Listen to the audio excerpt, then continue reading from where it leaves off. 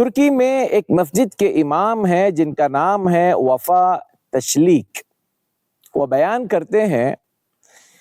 کہ کچھ عرصہ پہلے ہم نے اپنی مسجد میں بچوں کے درمیان میں اللہ کے رسول صلی اللہ علیہ وسلم کی سیرت کو سنانا ہم نے شروع کیا۔ بچے معصوم ہیں، بہت زیادہ ان کی عمر نہیں ہے۔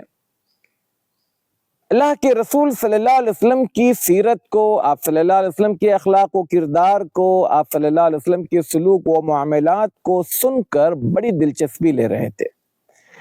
اور اللہ کے رسول صلی اللہ علیہ وسلم کی سیرت سے اتنا متاثر ہو رہے تھے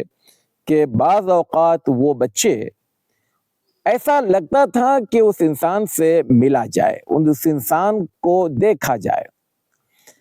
اب یہ سیرت چلتی رہی یہاں تک کہ وہ دن بھی آیا جب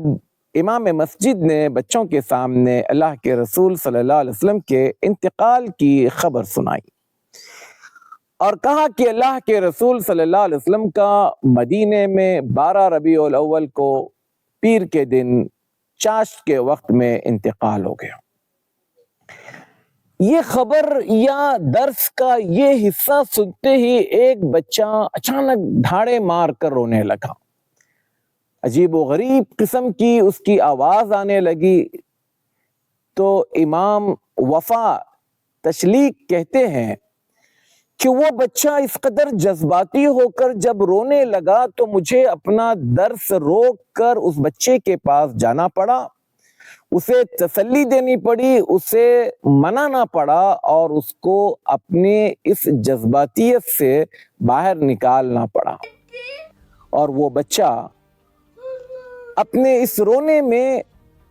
جب اس سے پوچھا گیا کہ کیوں رو رہے ہو تو اس بچے نے کہا کہ میں تو سمجھ رہا تھا کہ جس انسان کی سیرت بیان ہو رہی ہے، جس انسان کے بارے میں باتیں ہو رہی ہے، وہ انسان زندہ ہیں،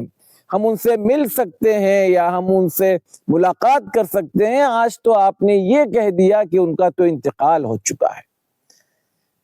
یہ بات کہنے کے بعد وفا تشلیق کہتے ہیں کہ دیکھو، اللہ کے رسول صلی اللہ علیہ وسلم کی سیرت میں آج بھی وہ دم خم ہے۔ اللہ کے رسول صلی اللہ علیہ وسلم کی سیرت کو سن کر ہمارے معصوم بچوں کے دل اس قدر پگھل جاتے ہیں، ان کی آنکھیں بہنے لگ جاتی ہیں، لیکن ہمارے دل کس قدر سنگین اور سخت بلکہ پتھر ہو چکے ہیں